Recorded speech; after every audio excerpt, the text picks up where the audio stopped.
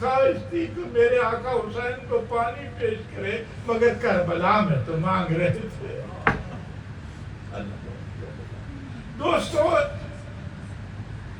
اگر امیر المومنین حضرت رسول خدا کے وصی ہیں تو عباس حسین کا وصی ہے۔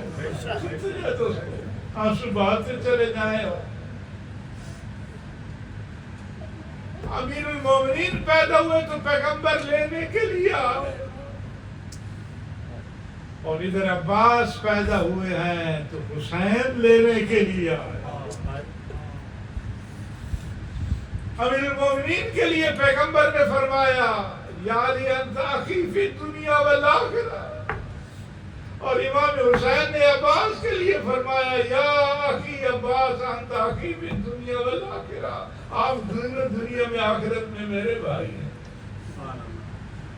میں کہتا ہوں کہ جب پیغمبر خدا گھوڑے پہ سوار ہوتے تھے تو امیر المومنین رکاب پکڑتے تھے پیغمبر کا، اور جب حسین سوار ہوتے تھے تو عباس حسین کا رکاب پکڑتے تھے۔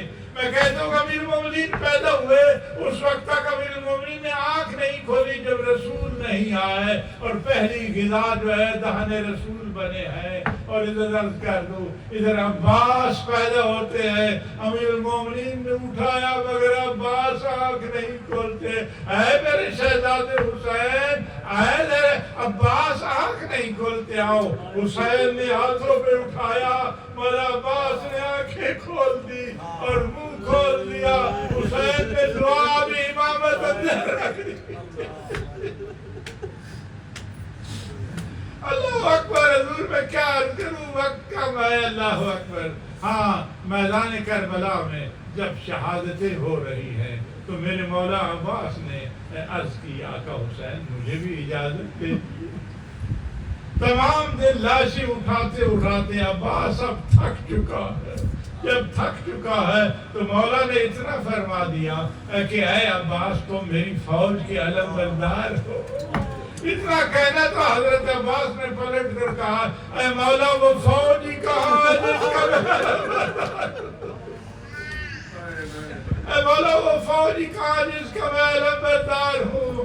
بس اجازت جب مانگی تو مولا نے ہاتھ میں علم تھما دیا۔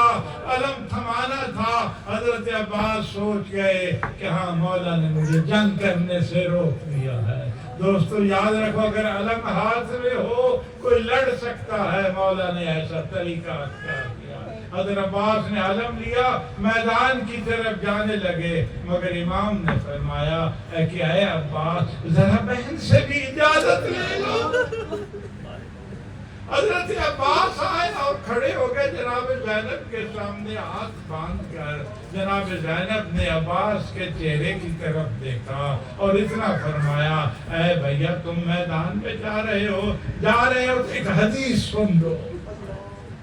کیا حدیث ہے کہ میں بابا کی گود میں ایک دن بیٹھی تھی اور میرے ہاتھوں سے ردا الگ ہو گئی، بابا میرے ہاتھ چومنے لگے اور رو رہے تھے۔ تو میں نے عرض کی بابا علی آپ کیوں رو رہے ہیں، میرے ہاتھوں کو بولتے تھے۔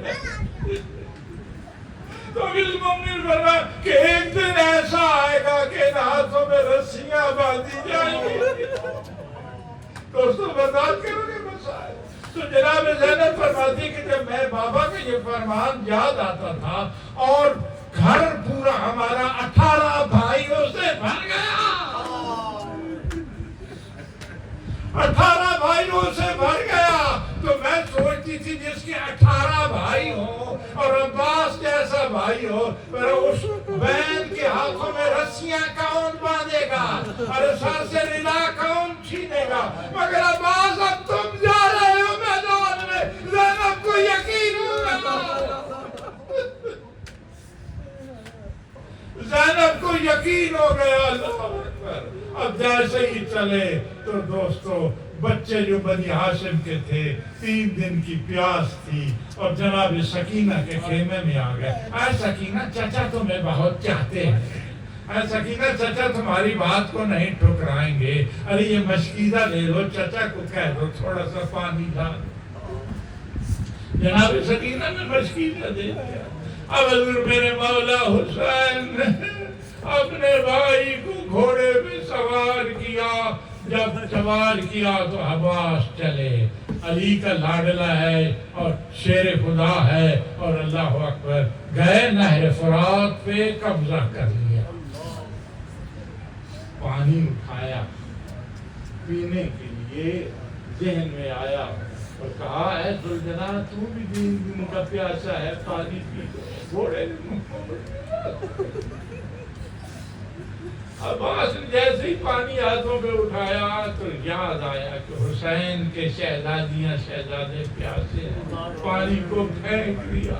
جب پھینک دیا مشکیزے کو بھرا، عباس باہر نکلے کشتوں کے پشتے لگاتے ہوئے کہ پانی حسین کے خیمے میں پہنچ جائے، ایک ہی حال ہوا ہے۔ مگر حضور ایک ملعون چھپ کے کھڑا تھا، اس نے عباس کے بازو پر ایسا تیر مارا کہ عباس کا بازو اور تلوار ماری کٹ کے زمین پر گیا۔ میرے مولا نے مشکیزے کو سنبھالا کہ پانی خیمہ میں پہنچ جائے، ارے اس بازو پر مشکیزے کو ڈالا، ایک اور ملعون آگے بڑھا، اس نے اس بازو کو بھی کاٹ دیا۔ کاٹنا تھا تو میرے مولا نے مشکیزے کا تسمہ منہ میں لیا کہ پانی کا، ایک ملعون نے جو مشکیزے کو تیر مارا، پانی بہ گیا، ادھر پانی کا بہنا تھا کہ عباس کی آس بھی ٹوٹ گئی۔ بس جب ٹوٹ گئی دوستو جو ایک ملعون آگے بڑھا، اس نے جو حضرت عباس کو